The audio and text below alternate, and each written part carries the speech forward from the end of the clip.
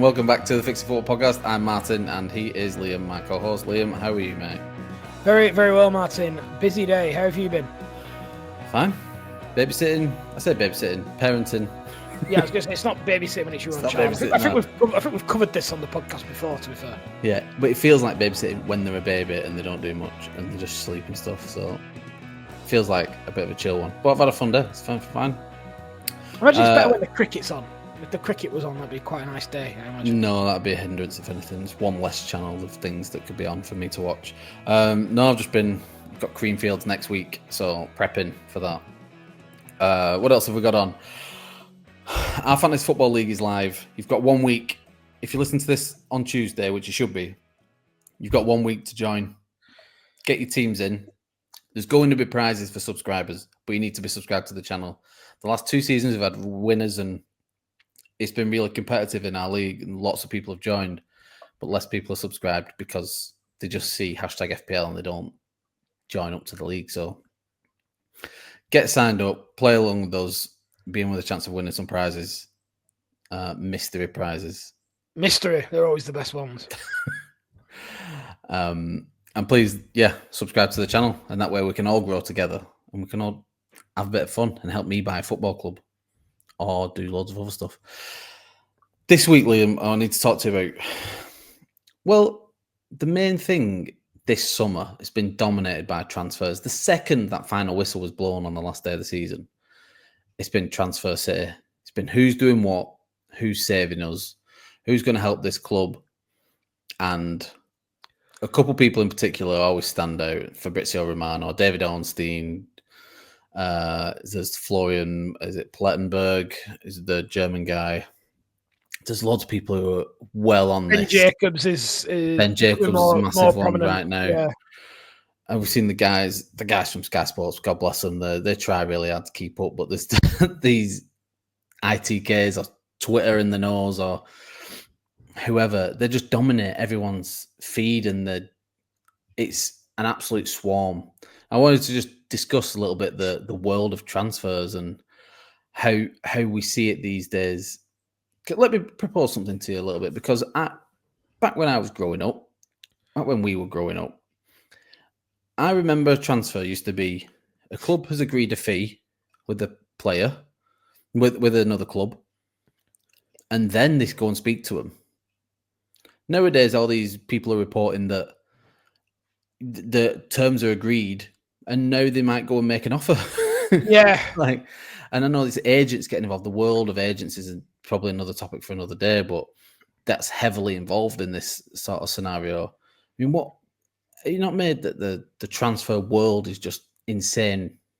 Well, I think clubs want to understand all their options before they go ahead on someone, and that includes what the personal terms are going to be, what signing on fee they want, what type of contract length do they want, and they factor that into the decision making of whether they're going to go for someone. I think now there's a lot of back channeling, which is why when things like the Tottenham and Nottingham Forest situation, that was so surprising, because as far as I can tell, the modern day transfer is that these clubs have third parties that are having these conversations, theoretical conversation about what they would sell any player for all the time. Players agents and clubs agents and stuff like that. Yeah, club agents. Yeah, that's something that doesn't get talked about quite a lot. Like these club, they tend to call them consultants, don't they? Rather than like the transfer consultants that clubs tend to have, and they're having these back channel conversations all the time. Just almost like a broker, really. If you think about it, that would be the way I would.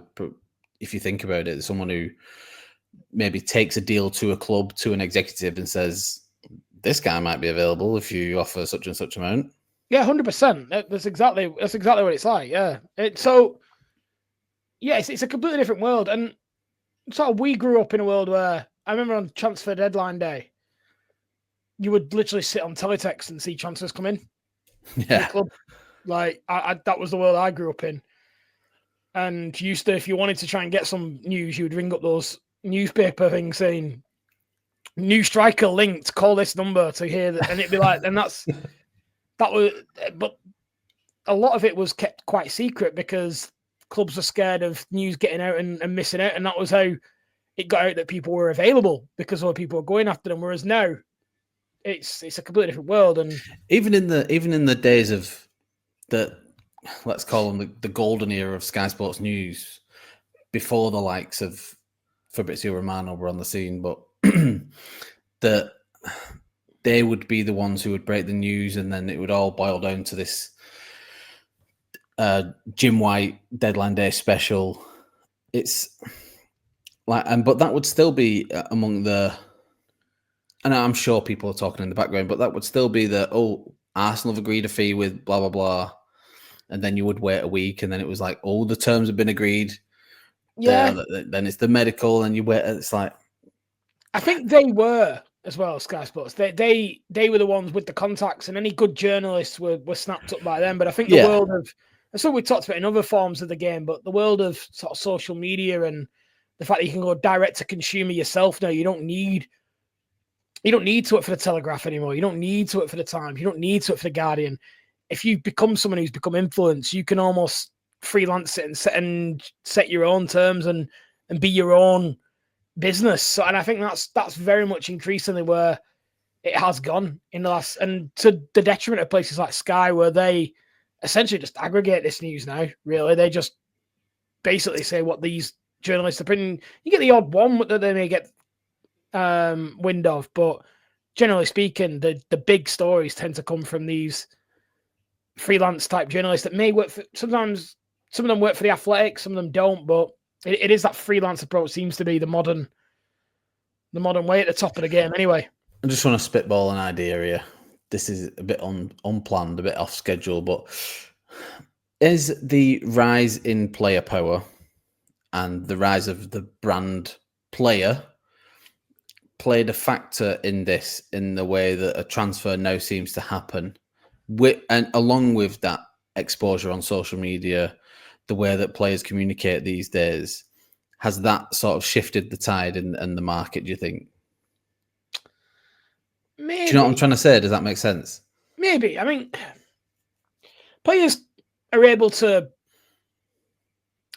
control the narrative a lot better than maybe they would have done in the past, and they're able to essentially go straight out with their own messaging, and they're able, because of the money that they have, they can even back channel information as well. So it's like, and this is where they're like anonymous sort, that they're able to feed information. And you know, you've got, I mean, we'll use Isak as an example. He's probably what, on 200,000 pound a week now at Newcastle. You'll be on serious money there. Mm-hmm. So you're talking a very powerful young man who can create his own narrative as much as he wants. Yeah, exactly, because he has the means and the capabilities to do so. So yeah, that probably does play a part in it. I do. I mean, what do you think? I mean, I can only suspect that. I mean, it's sort of like how everything's changed with the times as well. But we can't expect one thing in the world to stay the old-fashioned way and nothing else, you know, and everything else keep moving around it. It just really doesn't sort of work like that. You've got to adapt. I mean, even Arsenal. I mean, going back to this summer, Arsenal striker search, the way it went on, there was a different story every day. Like Sesko would like to load of posts on Instagram, and then Victor Gyökeres was seen following some guard dog company based in London, and then Sesko had been to his barbers, and then there was a story about him, and it's just craziness all over the show. So, I mean, everyone's going to get information, and people are desperate for it, and people eat it up. Well, yeah, and also, well, I mean, I don't know, though, and you'll have followed those stories close to me, but Sesko probably did want the Arsenal move, or he probably fancied it. You know, he's ended up at United. So it's not beyond the realms of possibility that he was liking post. Yeah.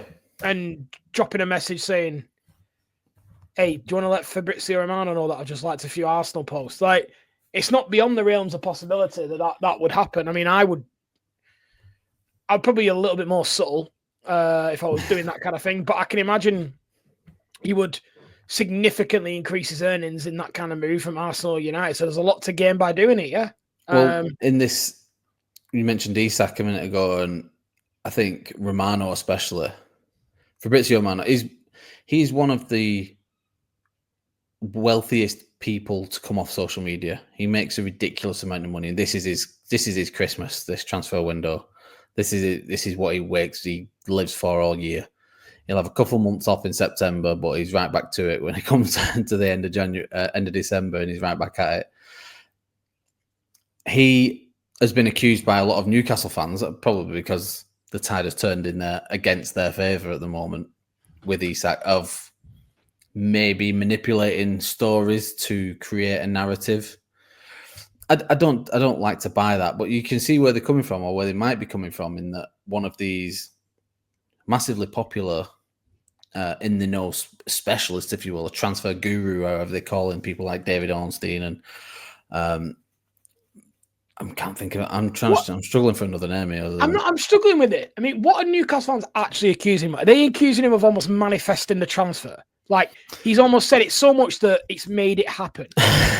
Because that's a little bit of the narrative. What maybe some less educated of the supporter will be, but other ones are just maybe because they live on the phone, so that the only thing they see is more and more stuff that comes out. Isak Liverpool, Arne Slot says he likes Isak, or how Isak stacks up. So it's almost like reporting positive noises from Liverpool a lot. That's almost then unsettling Isak. Is that more? Potentially, yeah. That's a little bit of what he's been accused of. I mean, it's a bit of a stretch, isn't it? Like, it's his job to report. It's Liverpool we're talking about. It's Liverpool interested in arguably the best striker in the world. If that's not news for a football journalist, like, what's he doing? What do you want him to talk about instead? No. Do you know what I mean? Yeah. But the alternative, let's live in a world where these fans are correct and storylines are being manipulated. Yeah. All right. Does it sound out of the realms of possibility that storylines could be created with a little help from a back end to Fabrizio Romano? I'm not saying him specifically, but let's give Alejandro Garnacho a bit of a let's put him in this scenario, and the Chelsea links have been there for a while, but all of a sudden people start getting notes of, oh, he's unhappy. He said this. I mean, he isn't coming out on his own Instagram saying this or doing an interview saying this in the past. But anyway, yeah, in the past, yeah. But it's also he said this or someone said this. Like, where is that coming from now? Are them people? I mean, they are reporting stuff. They are the right people to leak information to, if you will, in inverted commas. But yeah, look, I mean, if this essentially comes down to, does a free press lead open to some element of, I don't want to say corruption because that's far too strong a word, but does it? Can you essentially have a world where by having a favourable relationship with the press will be good for you? I mean, I don't really see the discovery here. Like, I mean, does anyone read a paper in this country? Like, you know exactly what each paper's going to say about every single scenario. So, yeah, I mean, they're not wrong, Newcastle fans. If Michael Edwards briefed them saying, we really are keen and we are going to offer 120 million, and then they do. I mean, that's just how it works, isn't it? Like, you know what I mean? there's the business world and there's the social media world that don't really collaborate. And when you're dealing with, a lot of the time, 140 characters, it's like what? The world is full of people greasing the wheels. That's what we're talking. I mean, that's what we're saying here. Like, can people grease the wheels with media to try and get themselves the most favourable outcome going? The answer is obviously yes. That definitely would happen. Is it a big deal in football? I'd argue it's a much bigger deal in broader society than it is for what team Alexander Isak plays for. Do you know what I mean? We're talking about institutions that can, like, essentially define how elections go. The Sun newspaper was kingmakers for about 50 years in this country. Like, whoever they decided to go with would be what the most of the electorate would vote for. So yeah, I mean, it's not. Yeah, I mean, obviously they would play a part, but I think they need to grow up. So, what do we think then on Just transfers in general, the way things are getting done these days. I had a What's question. I'm going to cut off this. I've got a question here. Why do you think this has been such an active window? Good question.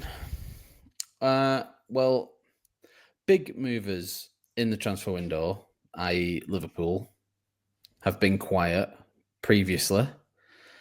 And you get the obvious ripple effect then so then all of a sudden Bayer Leverkusen have a shitload of money to spend, and potentially, how this next couple of weeks goes, Newcastle might have a lot of money to spend, and Arsenal are desperate to make the next step, so they are looking around for all sorts of alternatives and things like that. I think there's just been a lot of... Do you think Man City's potential decline has played a part in it? As in people wanting to capitalise and... Yeah, the league could be won now, whereas it was very, very, very difficult to win it maybe in previous years. Yeah, I think the additional European place has helped with bringing other clubs into the spending realms. You can afford to risk maybe a little bit more. Yeah, if you look at teams like... or the two sort of regular spenders in the league, Tottenham and Manchester United, did terribly and have needed to reinforce and need to come back. Otherwise, that another season like what they had is catastrophic in terms of the books. I mean, you can't afford to keep doing that. As much as brand Manchester United and might be strong, and as nice as Tottenham Stadium is, these things need paying for. There's only so many credit cards Jim Ratcliffe can keep going getting and stuff like that. Yeah, that would be my reason. Yeah, I think that Man City thing is valid.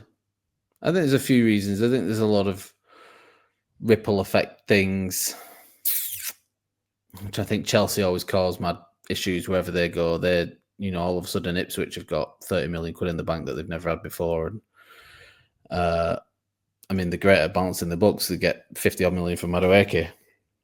We're never too far away in terms of helping Chelsea balance the books. Well, they're very good at selling. I mean, in Dewsbury Hall, they've got what they paid for him back, haven't they?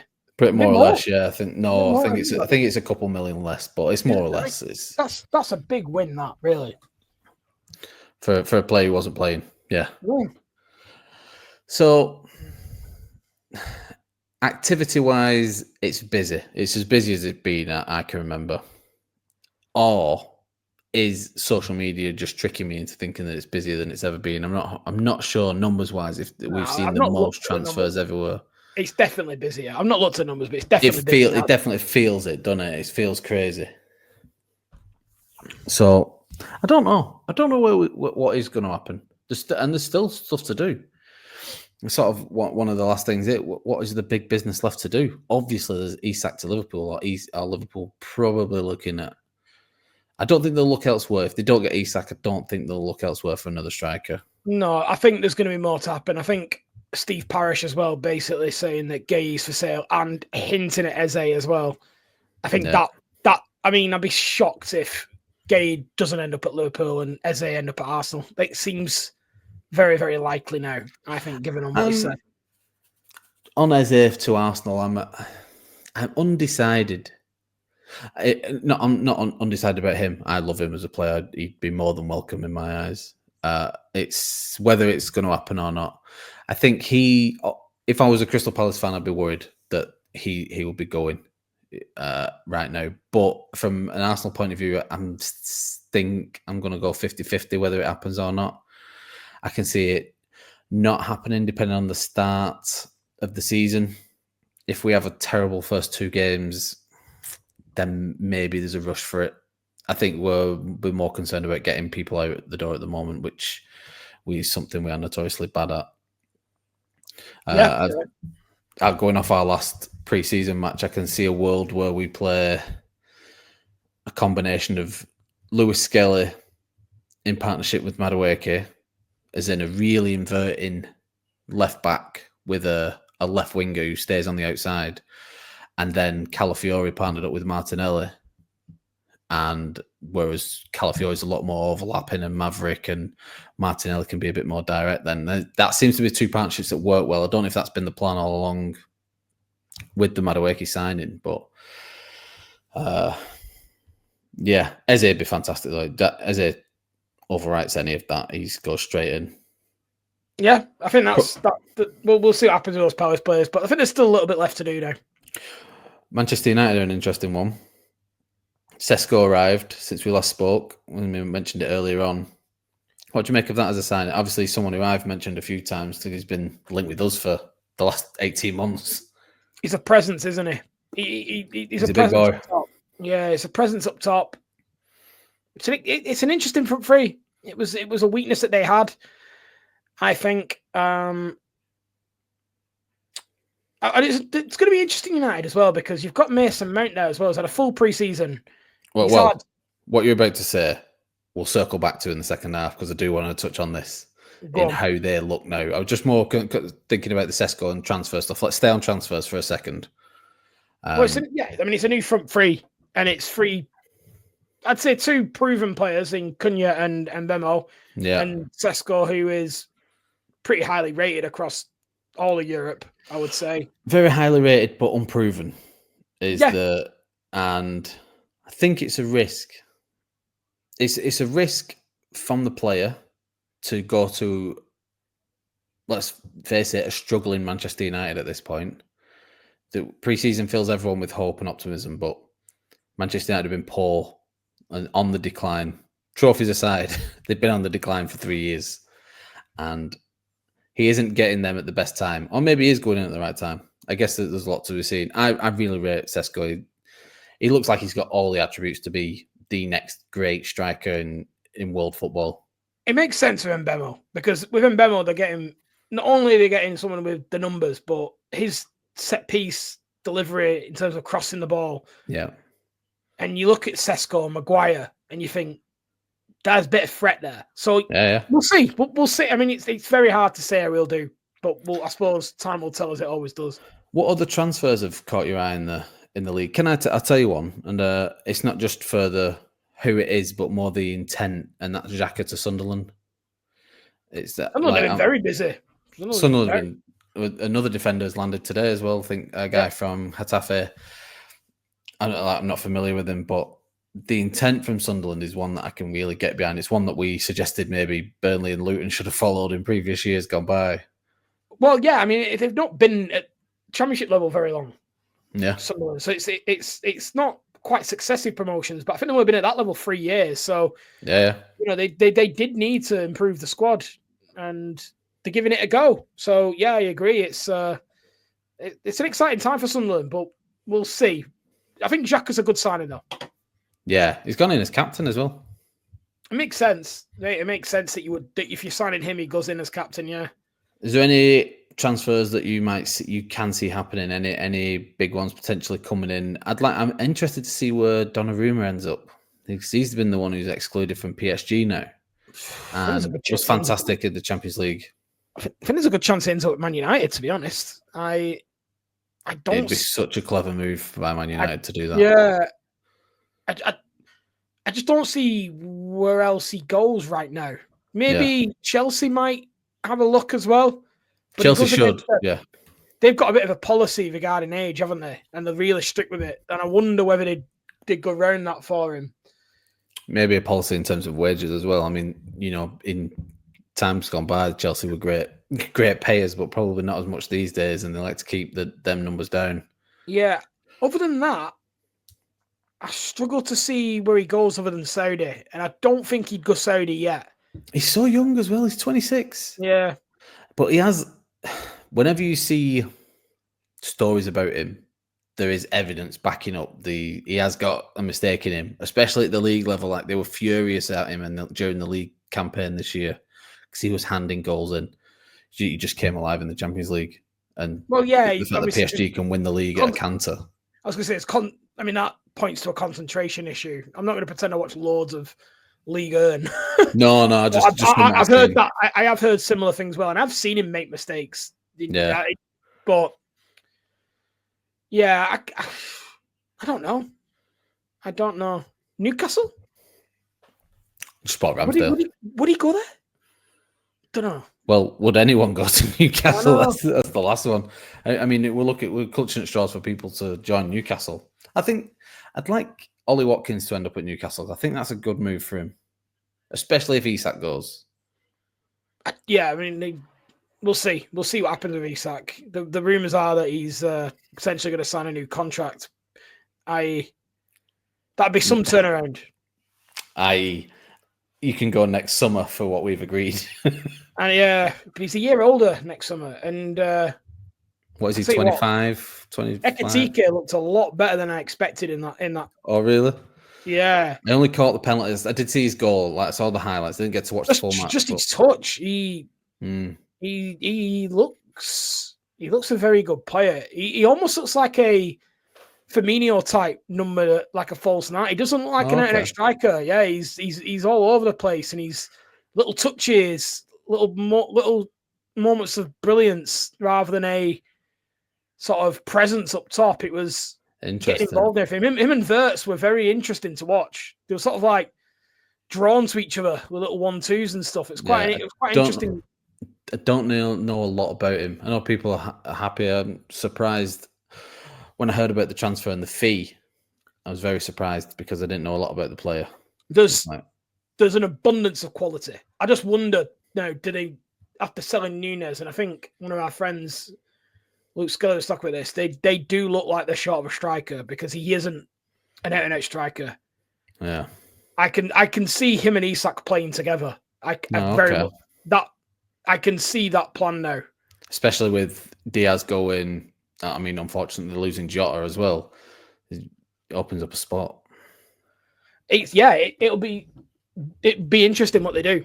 It will be interesting what they do because they do look like, and I can't believe it because I would, like a lot of people, when they were interested in Ekatike and Isak, I was a bit like, they look like the same profile of player. But, it's overkill that. but it doesn't look that way now. I mean, there is likeness, but Ekatike looks like he plays far deeper. Other big transfers, Xavi Simons to Chelsea looks like a good one. I rate him. He's moved around a lot. He's never really settled anywhere. No, he struggled with PSG, didn't he? Didn't necessarily want to stick around and fight his way. So he's gone to Leipzig, didn't he, on loan first, and then he was at PSV as well.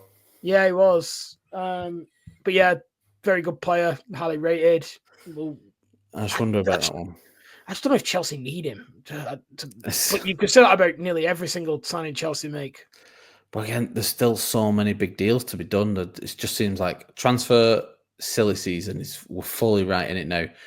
And you know what? I can only see it getting worse as because next window it's going to be this. It feels like all we talk about during the season is January's coming up. This is like, who are Arsenal going to get in January? Who do Manchester United need in January? Like, what are the fixes in January? It's fucking nuts. I know this has been suggested on a million other shows, and it is a bit of a throwback, but this is my fix because this is what we do around here. I want to see.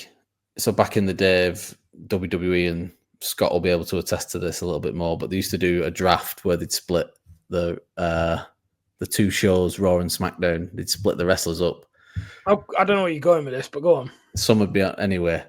So one random wrestling show, they'd do a draft, and they just announce all these wrestlers are on Raw and all these ones are on SmackDown. And like, this is who you've got. And I want to see at the end of the transfer window, it's like, this is who we've got. I'd be happy to just try it for one summer where there's no speculation. The world has changed. You can't do it, but I just want to see a big unveiling the week of the season when it's like Arsenal have bought these 7 players and that's it. Right. So it's a bit like sort of curtain raiser at the end who the squad is. Okay. Right. I mean, it's obviously impossible. It's a hype, but this. The one thing I would change about transfers, I'd ban undisclosed transfers. Piss me right off then. I can't stand that. We know anyway most of the time. It's so prevalent at our level as well. Every single one is undisclosed. Well, why is it undisclosed? Why? Because there's always a winner and a loser in a deal, isn't there?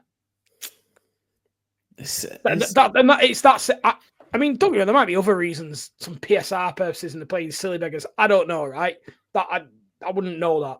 But the fees always have to be disclosed anyway at some point, and most of the books are public. That's it. The only reason I really think of is that there's a winner and a loser, and it's to protect at least one of the parties involved in the transfer to be able to sell it. It's not like an undisclosed fee is tens of millions lower than what people thought it was, or higher.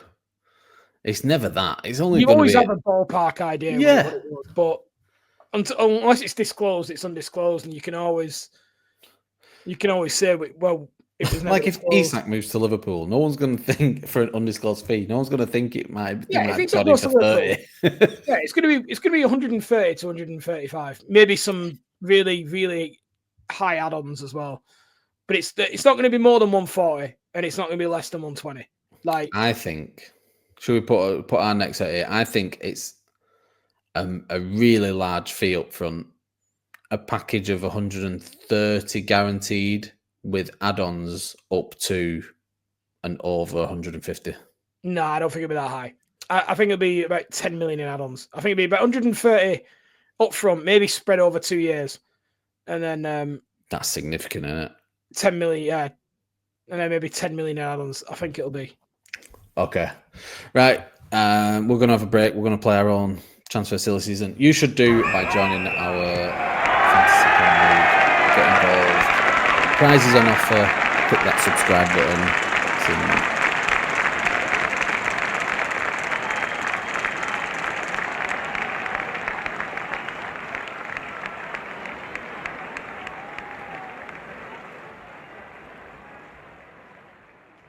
And we're back.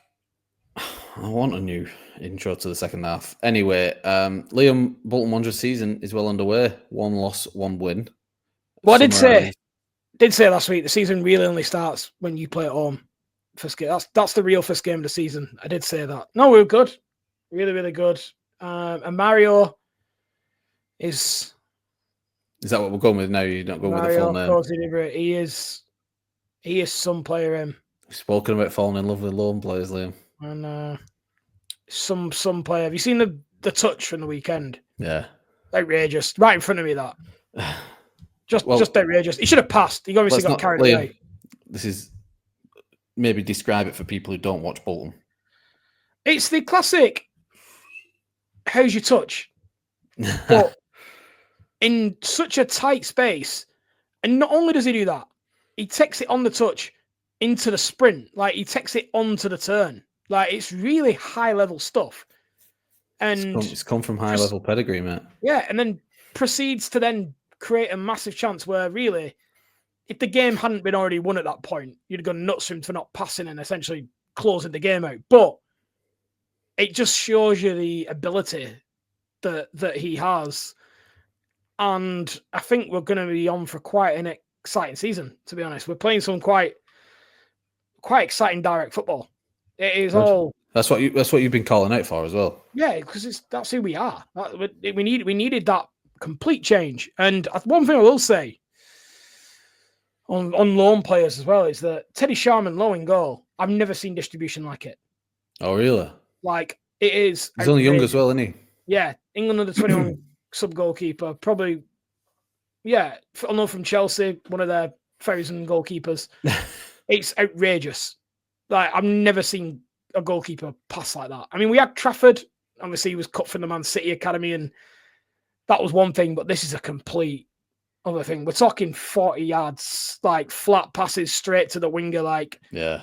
On like, no touch needed, just literally, like, first time stuff that you would expect from a high-end central midfielder. Like, it's outrageous. We're talking a footballer first, goalkeeper second. Like, it's seriously good, and could that be a game changer, especially in League One? I mean, game changer every level. I mean, I've not really seen too much of his goalkeeping yet because... No, I'm saying, but you don't see a lot of the goalkeeper stuff at League One, unfortunately, like less so. I mean, you see them keep the ball at the back, but you don't see that. That is another level of skill. I mean, I'll be honest with you, man. I've not seen many goalkeepers at any level do what he can do. Like, it's nice. He's very much of the new age. Like, I'm excited to see it then. Yeah, it's yes, you get goalkeepers that are better at distribution, but this is a complete.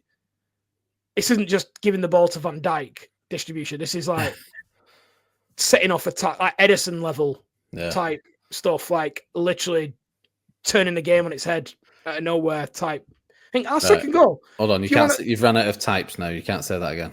Yeah, so if you want to see it in the action, just see our second goal. Flat kick from the goalkeeper, straight out wide, and within 5 seconds, the ball's in the back of the net. Nice. It's good. It's looking exciting, man. But you had your last. Was it your last preseason friendly? Or have you got one midweek? No, that was the last one. I suspect there'll be something behind closed doors this week. Usually is a Norwich or a Watford team turn up and help us out or something like that. That usually takes place in the last week. But our last one, because we'd lost the two leading up to that, the one against Villarreal, bit sloppy. The one against Bilbao, who I'd probably say were the harder opponent. We went with what I think is our strongest 11. Martinelli and Calafiore, as I said before, started on the left, which I was excited about because Calafiore's pulled up a few times in pre-season and just been taken off as a precaution. He didn't have a great season in terms of consistency last year. I was going to say, it's like his legs made of biscuits. He's struggling, isn't he? Yeah. And they've just come from 2 trips away with Italy. Like nothing that has happened in the Premier League. 2 times he's been away with Italy, both times come back injured and knackered his season up. I really like him. I heard someone describe him as swashbuckling. I don't know if that's to goes with the hair and the whole look, but that's his real. Yeah. The player I always think of swashbuckling defender wise would be David Luiz. It's that idea, isn't it? Like He's all action, like you say, hair. He's a bit cooler on the ball than David Luiz. Like having had them both, David Luiz has got the craze. He's capable of the spectacular. He's a little bit in that mold, but maybe a little bit more controlled. And I think you got a David Luiz on the decline. I would say as well. Well, he was a very different player early in his career. I think he gets remembered too much for the bad when there was a lot of good. But anyway, either way, one player who has stood out in pre-season and is now starting to get some of the plaudits, which I think we'll start to see throughout the season, was Zubimendi, who controlled the game. He played the full. I forgot you'd signed him. Everyone forgot we'd signed him because we did it in March, and then it just dragged on, and we were waiting for the announcement. We were waiting for this and that. No one really knew about him that much, unless you watched a lot of Spanish football or you really took an interest in Real Sociedad. All I knew is that we wanted him, then Liverpool wanted him, Real Madrid, Man City wanted him, and we got him. He looks like a real special midfielder.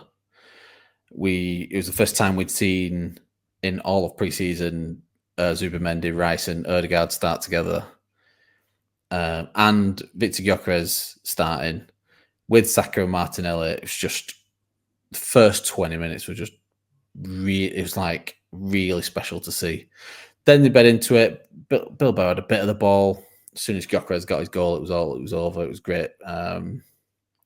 For someone who was being slagged off for not scoring many headers as a number 9, it was a great run across the front defender and get his header in, and then was involved in the build-up play for the second goal, and then it was over. Here's a question: that midfield free, away in the Champions League, you're not playing that free, are you? We'll see. I would be concerned about. You don't have a Jorginho coming in at City away, do you? Well, Zubimendi is a lot more of a Jorginho than a Thomas Partey. What I'd be concerned about is losing the mobility that a Partey and Jorginho combination would have given you, where you've got sort of 2 really deep line 6s. I don't think Rice is disciplined enough. I think he can be, but he's still got so much freedom and he's got so much ability, and he's been encouraged to do it a lot of the time. For a lot of your games, that free works. Like for the majority of the games, that free works. I just wonder in those latter stages of the Champions League or tough away days in the Premier League when you're under the cosh a little bit. I wonder, but I can see Christian Norgard getting a good amount of games this season. Yeah, I forgot about Norgard. and I like him a lot. I think it's a real sensible signing. Yeah, it's very much. I think most clubs would have been interested at that price. Someone who I haven't mentioned yet, who may become the topic of another podcast further down the line, was probably the star of the whole pre-season for Arsenal, which was Max Dowman. Do you know much about him? I know of him. He's 15. He's going into his last year of high school this year. And these aren't my words. This might be the most talented 15-year-old footballer on the planet. I've heard of him for a few. He's not. It's not a new name. Like that's a name I've heard for at least 2 years. He has been playing well above his age group for maybe 2 years. He made his England under-18s debut this year at 15 and was the star of the show. They didn't. I think they were in some sort of European championships or qualifiers. I'm not sure. There's him and Mikey Moore at Spurs, which are the two. Mikey Moore, special player. Yeah, that I've heard loads about. Mikey Moore's more Dowman, just 18, though. Yeah, he's a bit older, Mikey Moore, yeah. Max Dowman, he's 15. He come on against Newcastle and Joe Linton didn't know what had hit him. Like, this wasn't turning up against, like, Augsburg or some random team out in Germany or Norway where we tend to take the first couple of friendlies, or who's the team who we play? What's their Burton or Barnet? It's Barnet, but then there's a team Boreham Wood where we always sort of play them in an early season friendly. This wasn't that. This was AC Milan, Newcastle, and this kid it's scary. A mix of Erdegaard in terms of build and the way he runs with the ball, but he's so quick. It's freakish. I don't want to say too much about him because I don't want to hype him up in that much in my head. Because it's not. He's been discussed everywhere, isn't he? So it's not. This guy just very, very special player. I hope he. What do you do with a player like that, though? Like, you can't. This is it. He's going to be. I think he's 16 in December, and I think then he's allowed to play in the first team or something. He's allowed to be registered now because he will turn 16 this season. Yeah. I don't think we'll see him until. You're not allowed to play until you're 16, are you? Well, didn't Ethan Nwaneri play when he was 15? This is what I was thinking about this. I'm sure Ethan Nwaneri came on. In my head, it was 16, but it might be wrong. Regardless, I don't think we'll see him until the Carabao Cup later in the season. To be fair, I hope we don't need him. I hope we don't need to do anything. If he's good enough, this is episode at some point in the very near future. We've talked about this with Saka, haven't we? Like, is he overplayed? And I'm like, well, no, because you don't want somebody to final. Yeah, Jude Bellingham, Lamine Yamal. Like, what are we talking here? There's only so many Champions League semi-finals you're going to play in your career, but you're going to rest him then, like, like, or league child. Like I used to say, yeah. There's a debate for another day. I think that could be a good episode. Yeah. So that's it. And then our season gets underway this weekend against Manchester United at Old Trafford. The theatre of dreams. Looking forward to it. Is it Sunday? Is it Sunday 4 o'clock? 4:30, yeah. Peter Drury calling the shots. I am very excited about. Well, to be fair, away at Old Trafford, there's an optimistic Man United is not a great place for an away team to turn up, but at the end of the day, they're still shit. Well, look, you've got if you want to. I haven't seen loads of encouraging stuff from their pre-season that makes me think, they turned a leaf here. There's still a lot of uncertainty. Look, they can't be much worse. What did they finish? 15th? Was it in the end? Or 16th? 15th, yeah. And you mentioned a little bit in the first half, but with this new front three, I don't suspect Sesko will start on Sunday because I don't think he's had much of a pre-season. But let's imagine he does, and Man United's strongest team is out on paper. And it's a front three of Sesko, Mbeumo, and Cunha. I suspect they'll go Cunha up front, I reckon. And then what? Well, I'm saying they bought two up forwards to go along with their new number 9. Yeah. So let's say that would be them three. this whole new front three. Then you've got Dorgu and who we're saying is right wing back these days, Dalot. Is that right? Am I missing someone? No, Darlow. Because Ruben Amorim's been very rigid about this formation. Then you've got a new invigorated Kobe Mainoo, who seems to be back by all accounts. Mainoo, Fernandes, and also Mason Mount. I suspect it'll be Mount and Fernandes starting in 2-8. No Mainoo. I think Mainoo will come on off the bench. I think he's going to be three players rotating two positions. I think. So this is what I'm saying. How does Amorim fit this team together? How does that work? I see a very unbalanced team. I think they've got a really poor goalkeeper and a really poor defence still. I think Maguire stepped up for them, which has helped because he turned a real corner. That does help. Lenny Yoro's going to be a year older, so we'll see. It's a big season for him, I think. After that, I don't really know in terms of centre backs. I don't, because Lindelof's finally gone. It's not going to be the same place without him. I feel like he's been there for years. They have got a poor goalkeeper. That is a problem, big time. What's the back three? Will be. I mean, regardless of Maguire, would it not be Yoro, De Ligt, and Martinez? Fit? I don't know. He's rarely fit, so it's a good shout that he might not be. Yeah, the butcher. I forgot about De Ligt as well. He's turned out a bang average player, hasn't he? He had a lot of promise, De Ligt, but he's turned out bang average, I think. And so we'll see. Anyway, that I'm really looking forward to that. It's mad to have like a match that big and that important to me as the opening game of the season. But the season gets underway at Anfield at the Champions on Friday evening. So don't forget that for your fantasy league teams. Who are Liverpool playing for game of the season? Bournemouth. That's a very classic opening game, isn't it? Yeah, it's going to be 18-0 or something. That Liverpool have got a whole new attack, and Bournemouth have got no defence left. They're going to have a new team of players that Lewis Cook types that have just been like there from the promotion year, but have just been made way for. Yeah, I think they're going to struggle this season, Bournemouth. We've got our predictions episode coming up in a couple of weeks. Will they be down there for you somewhere? I'd say bottom 6. I mean, I'm not giving the bottom 3 much thought, but it's very hard to look past the promoted teams at the moment. But they do look better this season, I would say, than they have in previous years. But I suppose we'll cover that more at the time. But I think there are some teams that can worry this year. I think if Palace sell those players, they might, especially with Europe on the thing as well, they could have a bit of a turn. Brentford as well, they've had a lot of exits, as have Bournemouth.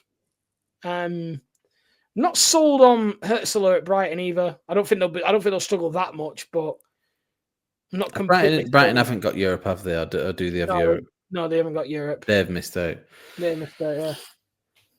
And I wonder about Forest as well, whether that was a flash in the pan season. You know, it certainly was. There's no way they're going to be in Champions League spots again. I know, but almost convinced. Complete flash in the pan. Like, are they going to be? Because you would have predicted them to be in a scrap last season, and I wonder whether they might return to the type a little bit after because they had a very strong counter-attacking style, but once you suss that out a little bit, it could turn on you pretty quickly, I think. Well, because as we saw it unfold towards the end of the season, I mean, they were nailed on third for most of the campaign. And I wonder how they'll get on. But yeah, there's a few things to discuss, but we could save that for the predictions episode, I think. Right. Any other business, Liam? Do we need to catch up with the rest of the world? We have covered Bolton, we've covered Manchester United, we've covered transfers. No, just fan preview episodes coming up this week. Tottenham, Arsenal, Chelsea, Manchester United, all coming up this week, as well as this week's episode. What are we saying? Exciting times. I don't know what. I'm very keen to hear what Tottenham and United fans think. That's the one. I think they're the ones I'm most interested in. So let's wrap that up. Please remember to like, share, and subscribe. Do all that good stuff for us because it really helps us out. The podcast is growing, and we are very happy about it. Please get in touch, get in your comments. Ash's mum, we see you every week. Thank you very much for your comments. What else? Don't forget to join our Fantasy Football League. The code is somewhere in the description, or it's on our Instagram and X pages, so you can find them at Fixing Football and at Fixing Football Podcast, respectively. And we will see you very soon. Liam, peace out. Goodbye, everyone.